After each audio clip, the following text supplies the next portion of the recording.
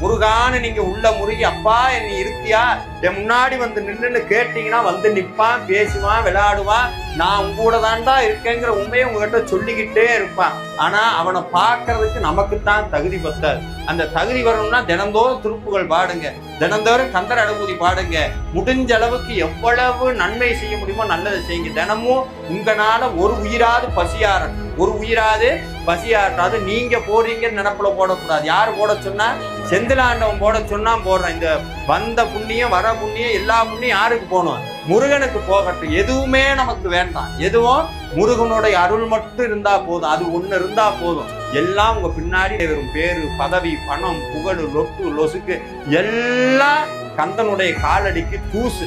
யாரெல்லாம் முருகனுடைய காலில் விழுகிறீங்களோ அவங்க அத்தனை பேர்த்தையும் வேற யார் காலையும் விழுகாத அளவுக்கு வச்சு பார்க்கிற ஒரே தெய்வம் செந்திலாண்டவன் மட்டும்தான்.